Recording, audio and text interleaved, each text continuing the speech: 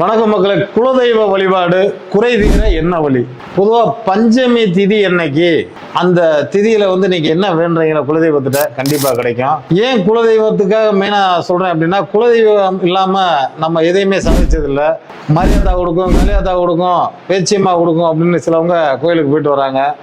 எந்த சாமியுமே கொடுக்கலைன்னா நமக்கு எந்த சாமியுமே செய்யலைங்கிறாங்க. அந்த இடத்துல எந்த அது வேலை செய்யும்னா குலதெய்வ அருள் மட்டும்தான் வேலை செய்யும். குறை தீர்க்க குலதெய்வம், குலம் காக்க குலதெய்வம். ஒரு மனிதருக்கு குலதெய்வ அருள் இல்லைன்னா எதுவுமே நம்ம பண்ண முடியாது. அந்த குலதெய்வத்துக்கு வழிபாடுகள் பஞ்சமி திதி அன்னைக்கு நீங்க போய் பண்ணி பாருங்க. நிச்சயமா உங்கள் குறைகள் தேவை. இது இல்லாமல் நீங்க என்ன பண்றீங்கன்னா, எல்லா சாமியும் கும்பிட்டேன், ஜாதகம் போய் சாமி போய் அப்படின்னு சில மனிதர்கள் நினைக்கிறவர்கள் தான் இதை நான் சொல்றேன்.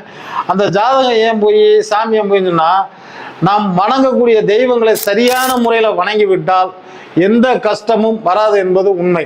இதை பொதுவாக பார்த்தீங்கன்னா, இப்போ நம்ம ஒரு குலதெய்வம் கும்பிட போயில திடீர்னு மழை வருது, மழை வரையில இன்னைக்கு மழை வந்துருச்சு, நான் குலதெய்வத்தை கும்பிடல, இன்னொரு நாளைக்கு போகணும்னு சொன்னீங்கன்னா அது தடை. அருள் கொண்டு வருவது பஞ்சமி திதியே சிறந்த திதியாகும். நாளும் நல்லதே நடக்கும் என்று நல்ல கருத்தை கூறி விடைபெறுகிறேன். நன்றி, வணக்கம்.